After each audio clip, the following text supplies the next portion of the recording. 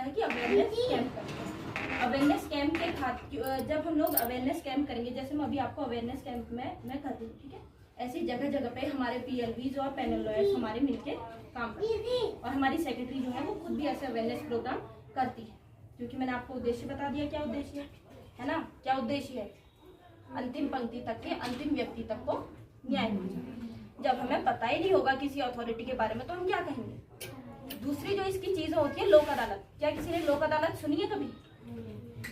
और तीसरी जो इसकी जो मेन बॉडी है वो है हम लोग फ्री लीगल एड देना। फ्री लीगल एड से मतलब आप समझते हो, फ्री लीगल एड में दो चीजें आती हैं कि जैसे एक है आपको विधिक राय देना, इसमें फोटो खींच दो बच्चों की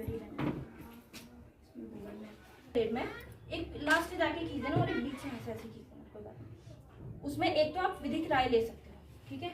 आपको जरूरी तो नहीं है कि हम शेड्यूल कास्ट का सर्टिफिकेट तो उसको कोई सरकार नहीं देगी, तो तब वो क्या करेगा, इनकम सर्टिफिकेट देगा। इनकम सर्टिफिकेट में जो एक क्राइटेरिया है वो है कि 3 लाख से कम होना चाहिए। एक जो मजदूर वर्ग का आदमी है वो कितना कमाएगा, 15,000 रुपये, फिर भी उसकी 1,70 या 1,75 1,80 ऐसी के आसपास उसकी सैलरी सालाना वार्षिक इनकम होती है। तो वो भी अगर सर्टिफिकेट हमें हमारे कार्यालय को अपने आवेदन के साथ देना पड़ता है, ठीक है। देखो क्या एक ही प्रकार की कोर्ट होती है, अलग अलग प्रकार के केस होता है, जैसे फौजदारी सिविल का अलग होता है, क्रिमिनल का अलग होता है, फैमिली का अलग होता है, रेवेन्यू का अलग होता है। तो आप उसमें बोलेंगे कि मुझे मेरा ये मैटर चल रहा है तो इससे संबंधित मुझे वकील दिया जाए, क्योंकि वकील भी अलग अलग प्रकार के होते हैं।